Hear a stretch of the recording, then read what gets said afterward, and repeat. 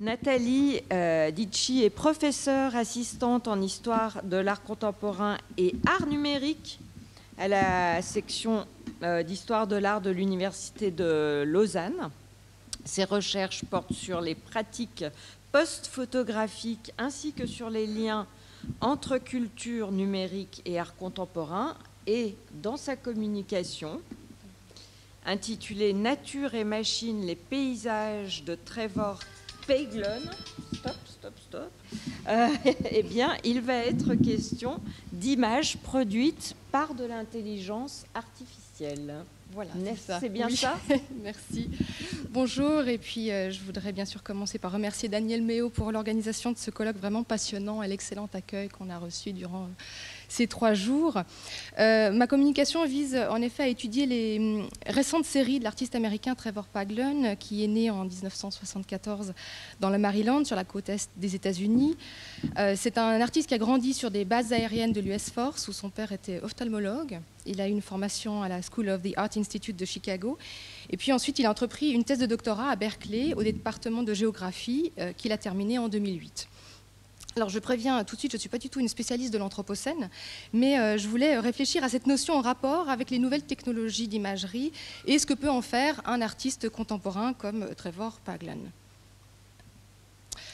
L'écrasante majorité des images est désormais produite par des machines pour des machines, constatait Trevor Paglen en 2016 dans un article qui a fait date.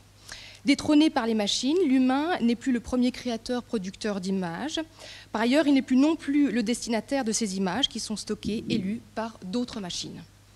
Si le terme d'anthropocène sert à définir une nouvelle ère géologique transformée par l'activité humaine menant aux problématiques du réchauffement climatique, cette activité est toutefois marquée par l'usage des machines industrielles.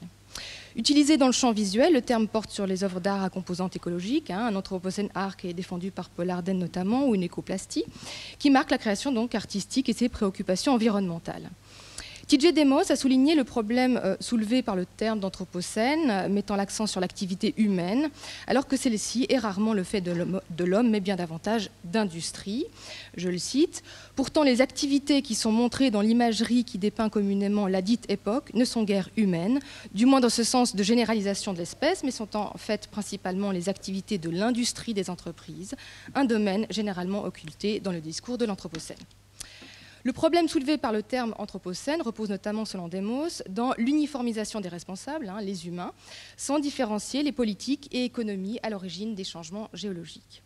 Donc, on l'a vu, le terme capitalocène, proposé par Andreas Malm notamment, souligne en revanche l'orientation capitaliste de l'exploitation humaine des ressources naturelles. Nicolas Bourriaud prolonge cette perspective dans le champ de l'art contemporain dans son dernier ouvrage « Inclusion esthétique du capitalocène », défendant que le terme capitalocène est révélateur, je cite Bourriaud, « Les habitants du monde globalisé se voient acculés à renégocier les termes de leur présence au monde avec l'ensemble du vivant, mais également avec leurs propres créatures technologiques. » Dans un monde qui, je cite toujours Bourriaud, abrite aujourd'hui davantage d'activités machiniques qu'humaines, où la présence humaine est transformée en données servant le capitalisme, la géographie du capitalocène, nous dit Bourriaud, je cite, se caractérise comme étant exhaustive pour la première fois dans l'histoire. C'est une image sans zone floue, pixelisée par les satellites et désormais cadastrée jusqu'au dernier rocher. Fin de citation. Toutefois, s'il est admis que toutes les zones du monde sont cartographiées, Trevor Paglen, au contraire, démontre qu'il reste des zones cachées, lieux du pouvoir et de la surveillance, qui échappent à toute cartographie, notamment au sein de la série Limit Telephotography que vous voyez ici, débutée en 2005, qui rend visibles les infrastructures et installations militaires et du renseignement américain dans les zones inaccessibles et non répertoriées du territoire.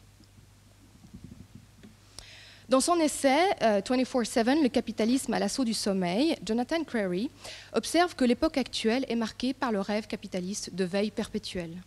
Revenant sur les recherches entreprises par le département de la défense américain sur une espèce d'oiseau migrateur, le bruant à gorge blanche, pouvant rester éveillé plusieurs jours d'affilée, dans le dessein d'adapter leur mécanisme cérébral aux humains, l'auteur craint que le projet de soldat sans sommeil, le désir d'imposer au corps humain un mode de fonctionnement machinique, aussi bien en termes de durée que d'efficacité, ne soient les prémices du travailleur ou du consommateur sans sommeil. Analysant les filatures de coton d'Arkwright la nuit, du peintre britannique Joseph Wright of Derby, Jonathan Crary voit dans cette scène nocturne où la pleine lune se partage l'éclairage artificiel des usines dépeintes au sein d'une campagne rurale, l'annonce de la nouvelle temporalité 24/7 prônée par le capitalisme globalisé. Selon l'auteur, le paysage nocturne dépeint par l'artiste, image de la révolution industrielle, je cite, exprime bien la proximité physique entre ces deux sphères, l'une naturelle, l'autre fabriquée, et donne aussi une idée de leur incommensurabilité, de leur fatale incompatibilité. Crutzen et Störmer ont donc proposé de marquer le début de l'ère anthropocène à la fin du XVIIIe siècle, à la suite de l'invention de la machine à vapeur, donc, étape ouvrant à cette nouvelle ère. Le tableau de Wright of Derby est contemporain, mais aussi d'une autre avancée technique, celle de la lampe à l'huile, ouvrant la voie à l'éclairage artificiel à usage domestique et industriel. They Watch the Moon, que vous voyez sur le PowerPoint de Paglun, apparaît comme le témoin du développement des nouvelles temporalités 24 heures sur 24, 7 jours sur 7, décrites par Crary. L'usine de Wright, peintre de la révolution industrielle, devient infrastructure militaire chez Paglun, servant à capter les conversations téléphoniques. L'atmosphère nocturne renvoie au rêve de conquête, dans une époque insomniaque, où le ciel et la nuit deviennent le lieu de conquête et de surveillance connectés, des territoires et des temporalités sujets au désir de contrôle continu. Ainsi, à la suite du constat que porte Trevor Paglun sur la production d'images par des machines et suivant les observations de Demos, de Crary et de Bourriaud, j'aimerais aujourd'hui interroger la notion d'anthropocène dans l'œuvre de Trevor Paglun, en particulier ses projets les plus récents qui traitent de la nature, soit ses paysages ainsi que ses thèmes floraux réalisés à l'aide de l'intelligence artificielle. Donc mon propos ne vise pas à interroger des thématiques liées aux questions environnementales ou au changement climatique, mais j'aimerais réfléchir ici aux nouvelles conditions engendrées par les développements technologiques, notamment l'intelligence artificielle, dans l'écologie ou l'économie des images, et dans le rapport au monde et à ses représentations. Si nous vivons à l'ère anthropocène, autrement dit celle de la prégnance de l'activité humaine et son empreinte sur son milieu, la Terre, comment y envisager les récents développements de l'intelligence artificielle dans ses représentations du monde ? Dans le contexte actuel d'une surabondance iconique ou d'une économie capitaliste de l'image, ou économie, pour reprendre le néologisme de Peter Senge, Paglun explore non seulement les infrastructures militaires, les moyens de surveillance, les instruments servant aux télécommunications, mais aussi les mécanismes de vision et les pouvoirs de l'intelligence artificielle. Lors d'une interview en 2011, Paglun, dans sa réflexion donc sur les images et leurs modalités de production et de réception, à la suite de l'essor considérable des appareils et systèmes d'imagerie et outils permettant de faire circuler les images, constate que peu de photographes s'intéressent au système computationnel de vision. Son travail évolue alors vers une exploration critique des conditions de production des images dans un contexte de saturation. En élargissant son intérêt pour la photographie aux machines à voir, ce qu'il nomme « seeing machines », Paglun se concentre sur les systèmes de vision et d'imagerie du monde qui intègrent les images des caméras de surveillance, des images satellitaires, des appareils utilisés par Google Street View ou des systèmes de reconnaissance automatique, ce qu'on utilise par exemple pour les plaques d'immatriculation. L'artiste explore le paysage relationnel des machines à voir, ce qu'il nomme géographie de la photographie, Geographies of Photography. Ainsi, lorsqu'il publie son essai « Invisible Images, Your Pictures are Looking at You » dans le New Inquiry en 2016, c'est pour souligner une modification contemporaine fondamentale dans le paysage iconique encore peu discuté alors. Le cycle des images exclut désormais l'œil humain et ne se fait que de machine à machine. Paglun explique dans son texte que depuis le milieu des années 2000, je cite, « la culture visuelle a changé de forme ». Elle s'est détachée du regard humain et est devenue en grande partie invisible. La culture visuelle humaine est devenue un cas particulier de vision, une exception à la règle. L'écrasante majorité des images sont désormais créées par des machines pour d'autres machines, l'homme étant rarement dans la boucle. Ces dernières années, donc, Paglun a ainsi porté son attention sur l'intelligence artificielle et les systèmes de deep learning en s'interrogeant sur le regard que porte l'ordinateur sur les images qu'il produit et qu'il conserve. L'artiste, pour cela, a collaboré avec la chercheuse et professeure à l'Université de New York, Kate Crawford, qui est une spécialiste de l'intelligence artificielle. Dans It Began as a Military Experiment de 2017, l'artiste a sélectionné 10 portraits photographiques issus d'une base de données d'employés militaires du milieu des années 90, utilisés dans le cadre des recherches sur la reconnaissance faciale du ministère américain de la Défense. Donc vous voyez différents marqueurs qui comportent des lettres qui pointent diverses parties du visage, coin des yeux, de la bouche, des sourcils, afin d'identifier la structure des visages, permettant ensuite à la machine de reconnaître de futurs portraits de la même personne. Selon Paglun, ces images n'ont pas été créées pour des yeux humains, elles sont faites pour les yeux d'une machine. L'œil humain est ainsi exclu du processus, ce qui marque un changement fondamental dans le régime des images qui, jusqu'à présent, étaient destinées à être vues par l'œil humain. Les travaux de Paglun visent ainsi à renverser la logique de l'intelligence artificielle en montrant que le processus d'indexation servant au machine learning est un système éminemment politique. Son travail sur les ciels, dans sa série Cloud de 2019, est une illustration du machine learning. Cette série de photographies de ciel, de nuages plus précisément, renvoie sans nul doute à la célèbre série d'Alfred Stieglitz, mais aussi aux photographies de ciel prises par Edward Muybridge, dont Paglun a eu connaissance à la lecture de l'étude de Rebecca Solnit, River of Shadows, Edward Muybridge and the Technological Wild West, qui est paru en 2003 et qui est un des livres préférés de Paglun. Toutefois, chez l'artiste, les ciels sont affublés de formes géométriques, dessins générés par le programme informatique pointant les objets qu'il catégorise dans son apprentissage. La série Cloud est une exploration du fonctionnement de l'intelligence artificielle dans son apprentissage de la lecture des images. Les algorithmes du computer vision, ou vision par ordinateur, permettent à la machine d'analyser la structure des images et à les comprendre au fur et à mesure du nombre d'images analysées. Donc, le réseau de lignes, de cercles, de motifs géométriques dessine une image sur l'image, illustrant la vision qu'a l'ordinateur des nuages. Paglun souligne que le travail des machines se fait sans l'humain, je le cite. Les travaux sur la vision par ordinateur changent presque le point de vue de l'observateur en celui de la machine elle-même. La position de l'observateur constituait l'un des points discutés dans les années 90 autour des transformations du médium photographique provoquées par le numérique.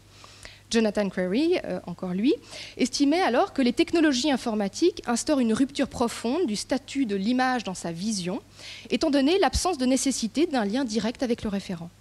Les technologies numériques ne font plus forcément référence à la position d'un observateur, et la vision, je cite Crary, se retrouve située dans un univers coupé de l'observateur humain. Le constat de Crary s'avère prendre une nouvelle actualité depuis le développement rapide du deep learning au milieu des années 2010, de l'intelligence artificielle et de la génération d'images par ordinateur. Les progrès réalisés soulèvent aujourd'hui de nouvelles questions à la fois sociales, éthiques et politiques et esthétiques. Le déplacement de l'observateur que craignait Crary se voit même supprimé, relégué par la machine. Certes, afin que la machine fasse l'apprentissage requis, c'est encore l'humain qui doit lui soumettre les données nécessaires à son apprentissage. Une main-d'œuvre souvent mal payée, délocalisée dans des pays pauvres, où des humains visionnent des images, les catégorisent et les classent. Cette économie de l'ombre, l'artiste français Martin Le Chevalier en témoigne dans sa vidéo intitulée Click Workers de 2017, dans laquelle des plans fixes de chambres vides forment le décor de récits fictifs, mais qui s'appuient sur une réalité très réelle, d'ouvriers du web qui taguent, catégorisent, indexent des images. Nous sommes le chaînon manquant, affirme la voix monocorde qui relate ces récits, chaînon manquant dont l'économie du web et les systèmes informatiques ont encore besoin jusqu'au jour où, peut-être, la machine sera totalement autonome. Le triptyque de Paglun, que vous voyez ici, Karnak, interroge la vision qu'a la machine des représentations photographiques paysagères américaines devenues iconiques. Le tirage argentique de Paglun est une vue similaire à celle prise par Timothy O'Sullivan en 1867, lors de l'expédition du Fortiers Parallel, qui est l'une des photographies préférées de Paglun. Le geste de Paglun rappelle le projet Second View, The Rephotography Survey Project, consistant à refotographier les sites des surveys de l'Ouest américain du XIXe siècle, selon l'exacte position géographique originale et visant à créer les mêmes conditions d'éclairage. Cette seconde vue, ou ce second regard, joue sur la comparaison entre la version première et sa réplique. François Brunet a relevé que la rigueur et la méthode du projet dont Marc Klett était le photographe en chef repose sur l'usage des paires photographiques, dites repeat photography, méthode de comparaison, qui est une méthode utilisée par les géographes permettant de mesurer les phénomènes évolutifs de la nature. Paglun prolonge cette démarche de rephotographie. Il précise d'ailleurs que c'est Marc Klett qui lui a fourni les indications GPS qui lui ont permis de retrouver le point de vue adopté par O'Sullivan.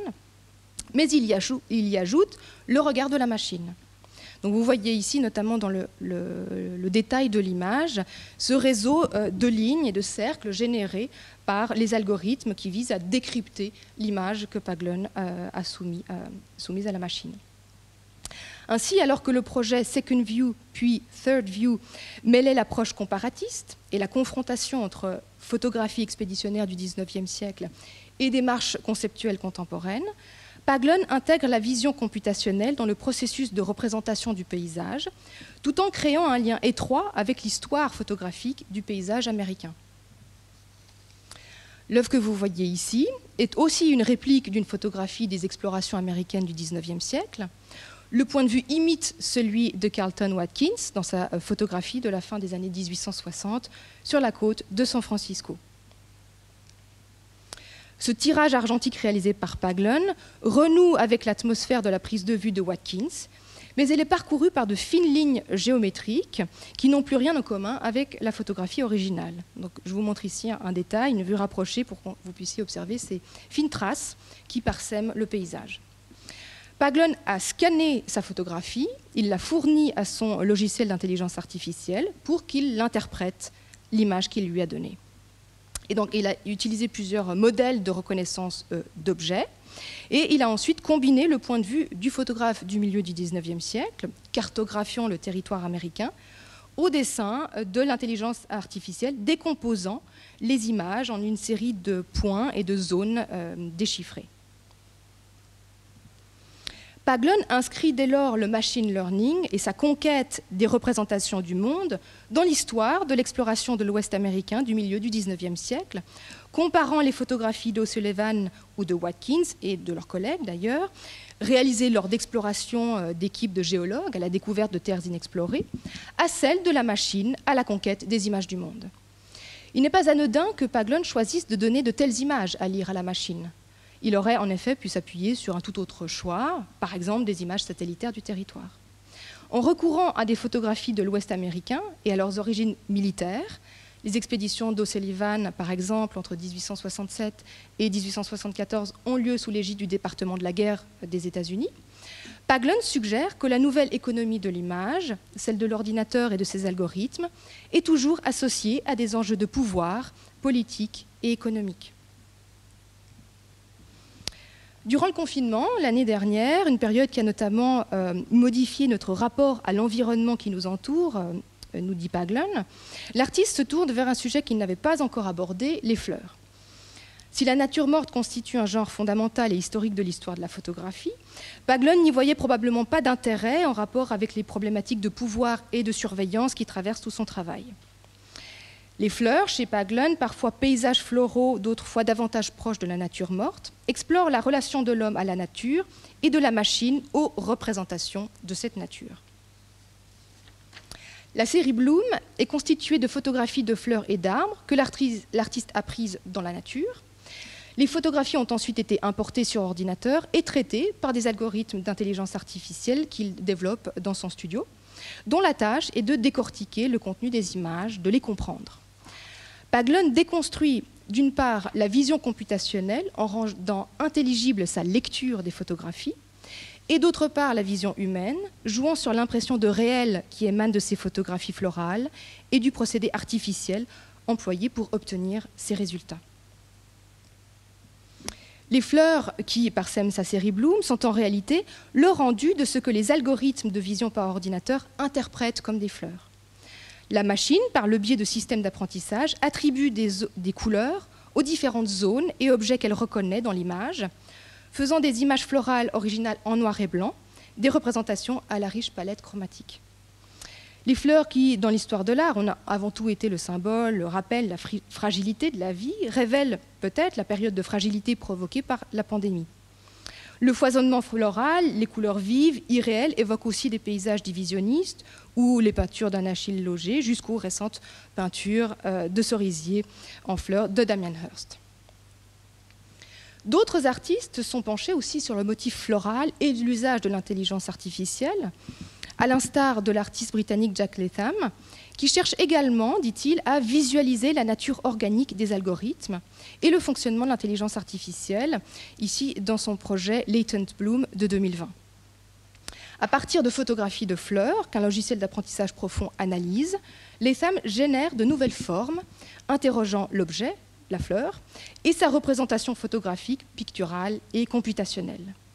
Cette œuvre générative, par la prise de vue frontale d'un vase à fleurs, renvoie bien sûr à la tradition de la nature morte photographique, tout en explorant les capacités de l'ordinateur à générer des natures mortes.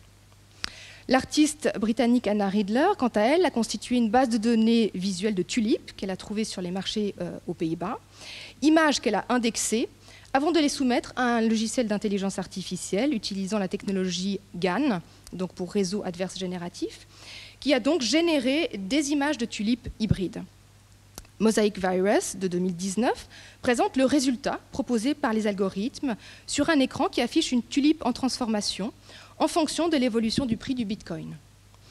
L'œuvre en temps réel fluctue ainsi selon la valeur de la crypto-monnaie, l'artiste visant à réfléchir à la spéculation actuelle en faisant aussi référence au marché que constituait la vente de tulipes des Provinces-Unies au XVIIe siècle. Ainsi, ce travail est-il l'occasion d'une réflexion sur l'économie de marché, sur le marché des crypto-monnaies et ses dérives spéculatives, et dont on sait qu'elles sont énergivores, leur empreinte carbone étant importante.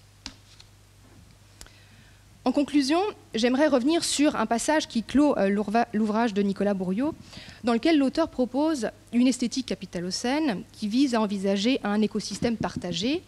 Je cite, « L'enjeu politique majeur du XXIe siècle consistera précisément à remettre de l'humain partout où celui-ci s'est retiré au profit des automations, dans la finance informatisée, dans les marchés livrés à des régulations mécaniques, mais surtout dans les politiques fixées sur le seul horizon du profit, c'est-à-dire le monde du quantifiable. Remettre de l'humain partout où celui-ci s'est retiré au profit des automations. » L'œuvre de Paglun pose un regard critique sur cet état de fait. La place de l'humain dans son environnement est menacée par les politiques et économies globales, où les machines servent des agendas qui tendent à standardiser, uniformiser et réduire les singularités humaines et naturelles au profit d'une lecture du monde en tant que données, des machines qui consomment la Terre et ses habitants. Le court texte descriptif de It Began as a Military Experiment le démontre. Les données sont le nouveau pétrole, la ressource la plus précieuse au monde. Ce déplacement, l'œuvre récente de Paglun le montre au moyen des mêmes outils utilisés par les structures militaires ou entreprises telles que Facebook, par exemple, proposant un contre-regard qui exploite les procédés actuellement employés pour en révéler les dangers et les replacer aussi dans l'histoire. L'artiste défend que son approche des géographies de la photographie sert à rappeler qu'il est nécessaire d'interroger les relations qui se tissent entre les machines à voir et le monde, les manières dont ces machines sculptent le monde. Le travail de déconstruction du fonctionnement des machines dans leur lecture du monde, des êtres humains comme de la nature, vise à recréer du lien, précisément avec les hommes et leur environnement, à se réapproprier cette relation qui pourrait nous échapper. Dans le cadre du régime des images actuelles, la notion d'anthropocène où prédomine l'homme et ses gestes dans son rapport à la Terre se confronte au développement de l'intelligence artificielle qui délaisse l'homme, faisant de la machine la productrice et la réceptrice des images sans que l'œil et la main humaine n'interviennent.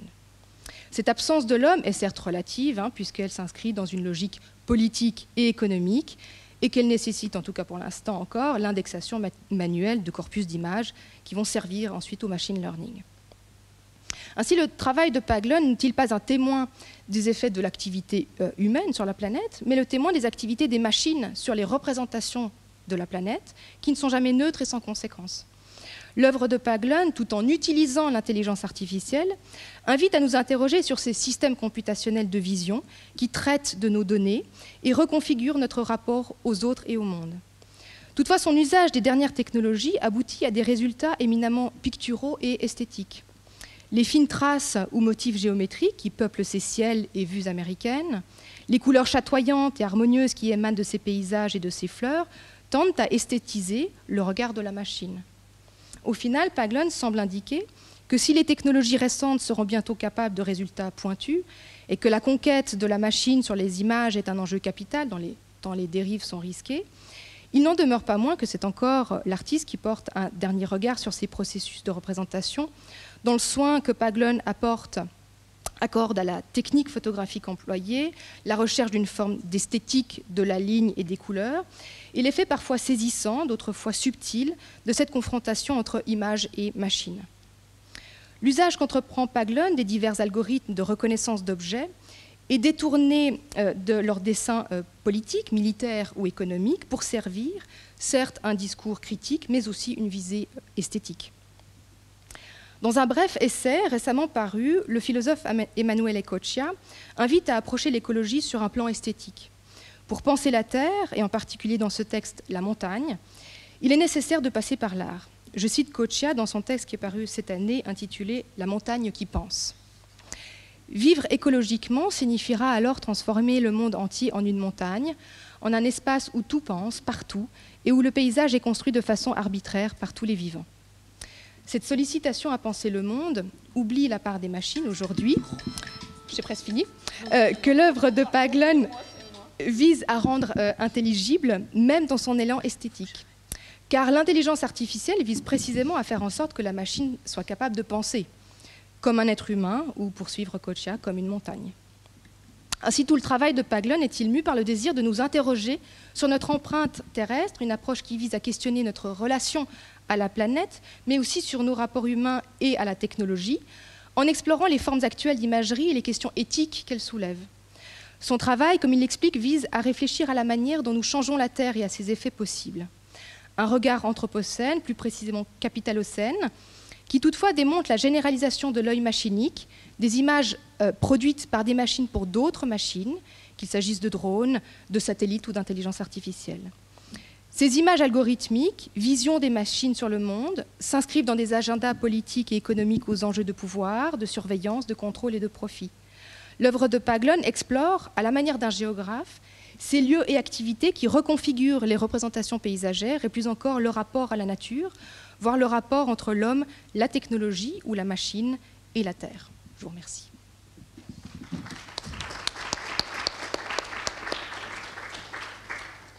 Merci Nathalie, excusez-moi de vous avoir stressé avec ma sonnerie.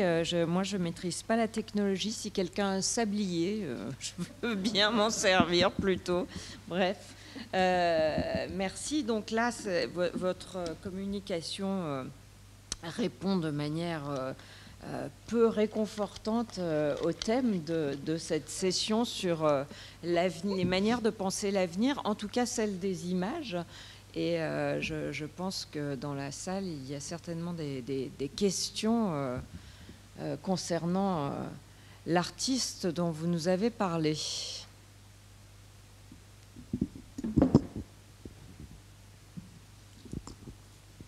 Que dire, je m'intercale, que dire du fait que ce soit des triptyques, certaines des œuvres de Paglen? Je ne saurais pas vous dire il n'y a pas que ça, c'est vrai, il utilise aussi différents formats, différentes techniques photographiques, il y a des grands formats sous forme de triptyque, d'autres des images beaucoup plus de plus petits formats.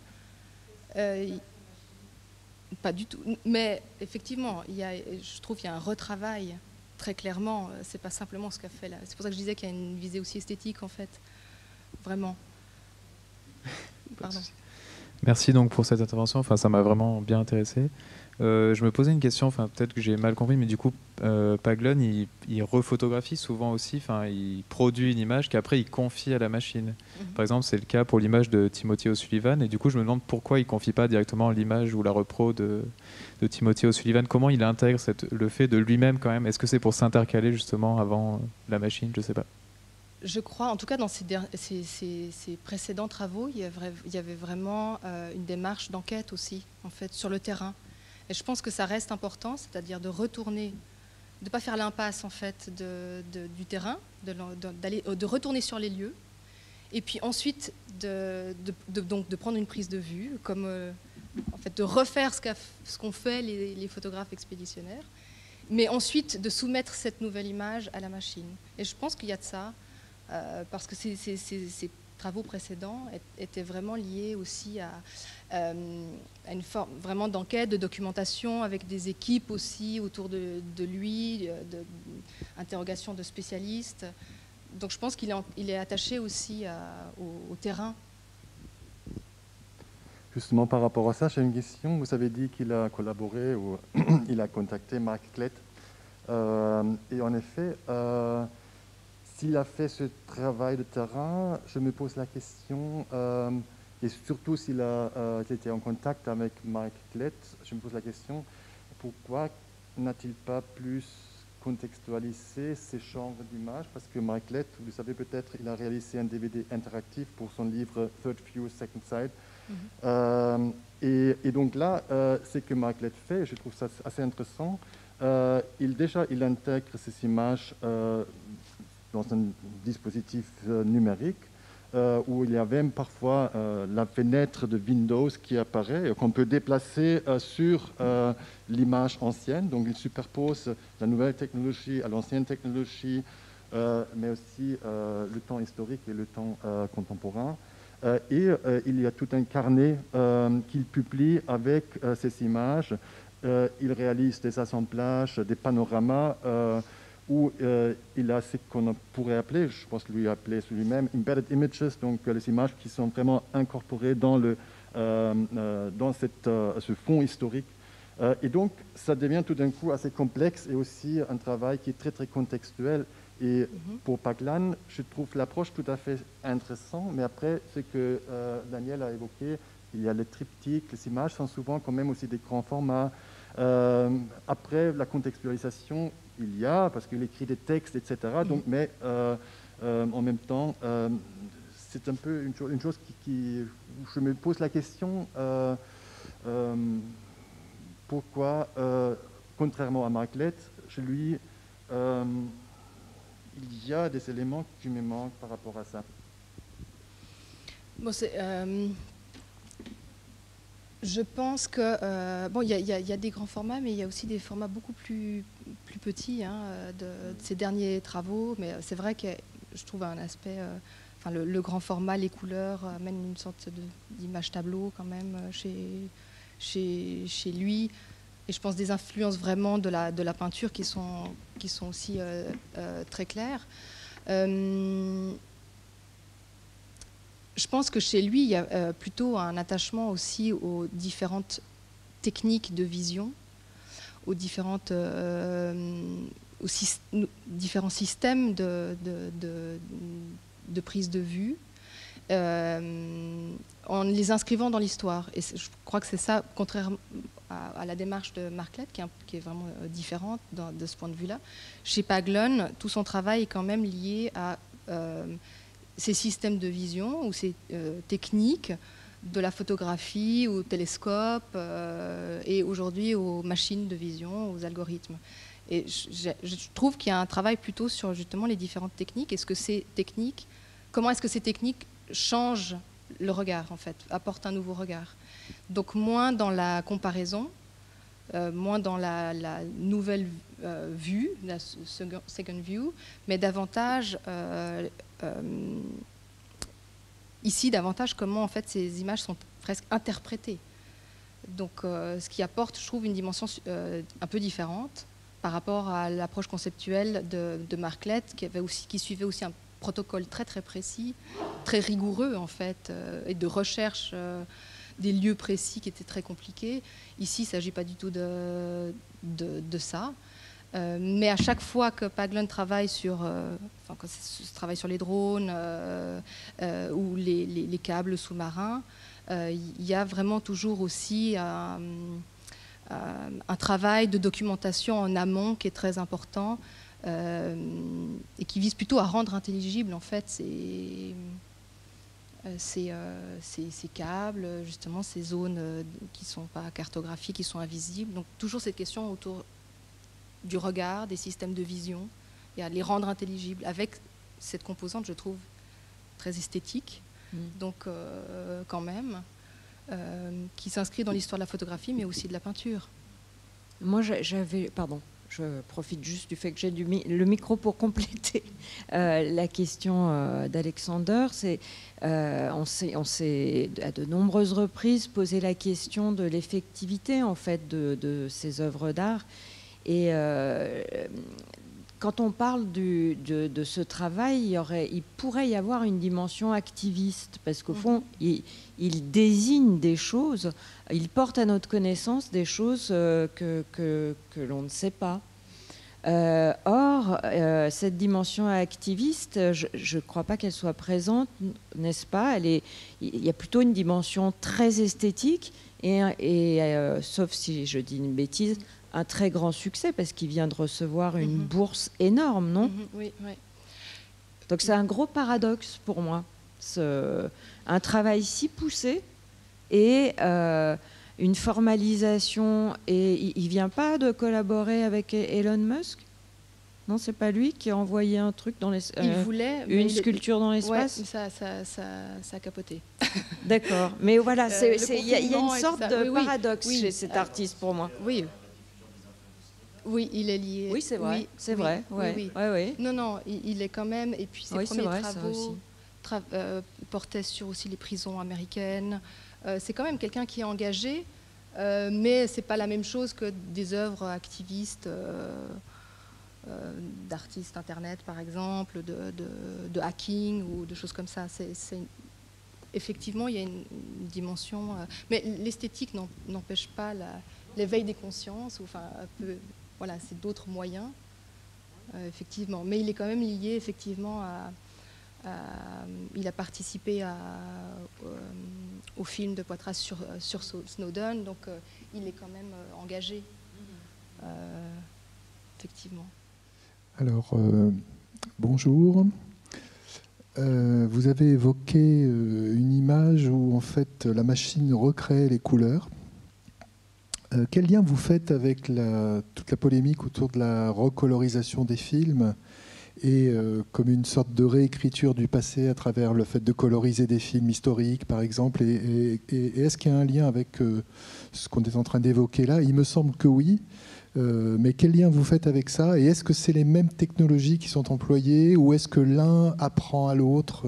Voilà, c'est ma question. Je ne saurais pas du tout vous dire, parce que je ne connais pas du tout les techniques de coloration de films, mais je ne crois pas du tout que c'est ce qui est utilisé, parce qu'ici ce sont des programmes vraiment de reconnaissance d'objets, des programmes de modélisation, où lorsque la machine reconnaît des zones, elle attribue des couleurs aux zones. Oui, mais c'est ce principe-là, quand on prend des photos ou des films en noir et blanc, c'est bien le principe qui est utilisé, puisque en fait, on reconnaît par exemple une étoffe, une matière, et on sait qu'à telle époque, il était coloré de telle façon, et donc c'est un petit peu le même principe quand même. Alors je ne peux pas vous répondre sur... Voilà. Je ne sais pas. Oui. Mais enfin, moi, ma question, c'était surtout, je dirais, l'aspect éthique, en fin de compte, c'est-à-dire de savoir en quoi le fait de faire intervenir la machine au niveau de ces photos, en quoi ça pouvait effectivement modifier la réalité, puisque là, quand je parlais d'une réécriture de l'histoire, c'est vrai que quand on modifie les couleurs d'un film, d'une certaine façon, on réécrit la perception qu'on en a. C'est vrai, mais d'où, je pense, l'importance de retourner sur les lieux et de reprendre une photographie et de ne pas soumettre la photographie, par exemple, d'un Watkins à la machine, qui serait donc une colorisation, mais de soumettre sa propre photographie, qui effectivement est une réplique, une imitation très, très précise, mais qui est quand même une nouvelle photographie, qui va être ensuite soumise à la machine. Peut-être que c'est là aussi quand même qu'il y a un geste différent. Tout en faisant ça, en inscrivant justement ces paysages américains dans l'histoire, de conquête politique, liées effectivement aussi au soutien du département de la guerre. Donc en créant ce lien étroit, mais qui est un lien indirect. Mais si j'ai bien compris, vous avez parlé d'un outil qui au départ était utilisé pour faire une sorte d'observation de l'évolution de la Terre finalement, hein, puisque en fait ces logiciels qui sont utilisés, c'est pour voir si le paysage évolue justement sur le plan géologique par exemple. Et il y a différents logiciels, comme des logiciels de reconnaissance des visages, donc ce sont différents processus effectivement, et auxquels il faut soumettre des données pour que la machine soit de plus en plus performante, à la fois des questions de paysage et de visage.